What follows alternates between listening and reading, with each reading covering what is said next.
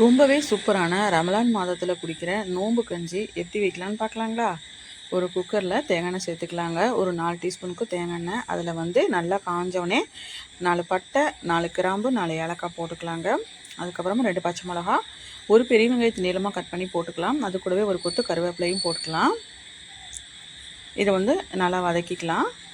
நல்லா கருக விடக்கூடாது. கொஞ்சம் வந்து டிரான்ஸ்பரண்ட்டாக இருந்தாலே போதுங்க. இது கூடவே இஞ்சி பூண்டு பேஸ்ட்டு நான் 2 டீஸ்பூன் போட்டிருக்கிறேன். இதுக்கு கூடவே கொஞ்சமாக மசாலா போட்டு அரைச்சிக்கிறேங்க. அதுக்கப்புறம் மல்லியும் புதினாவும் சேர்த்துட்டு ஒரு கைப்பிடி அளவு போட்டுக்கலாம். ஒரே ஒரு தக்காளியை கட் பண்ணி சேர்த்துருக்குறேன். இது எல்லாத்தையுமே நல்லா வந்து வதக்கிக்கலாம்.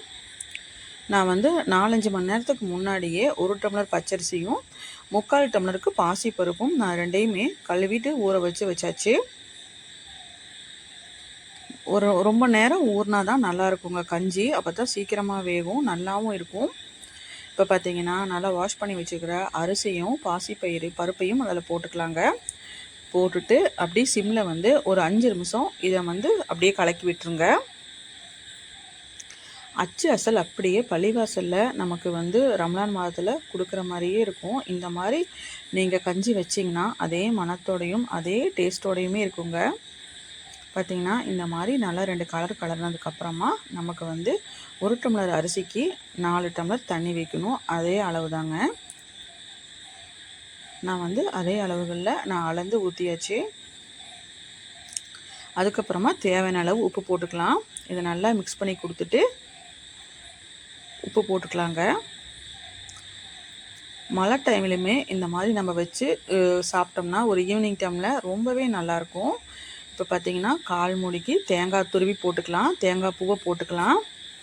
போட்டுட்டு மறுபடியும் ஒரு கலரி விட்டுடலாங்க. குக்கரை க்ளோஸ் பண்ணிவிட்டு 2 விசில் விட்டு எடுத்தால் சூப்பரான ரம்லான் மாதத்துடைய கஞ்சி ரெடி ஆயிரும். ரொம்பவே சூப்பராகவும் நல்லா டேஸ்ட்டாகவும் இருக்குங்க. மறக்காமல் நீங்கள் ட்ரை பண்ணி பாருங்கள். இப்போ பார்த்திங்கன்னா நம்ம வந்து ஆவி வந்து எடுத்துட்டு இப்போ வந்து ஓப்பன் பண்ணி பார்க்கலாம்.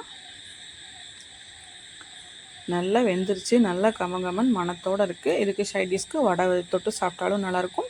புதினா சட்னி வச்சு சாப்பிட்டாலுமே ரொம்ப நல்லாயிருக்குங்க. வீடியோ பிடிச்சி லைக் பண்ணுங்கள், ஷேர் பண்ணுங்கள். மறக்காமல் ஃபாலோ பண்ணிவிட்டு நம்ம சேனலை சப்ஸ்கிரைப் பண்ணிக்கோங்க. தேங்க்ஸ் ஃபார் வாட்சிங்.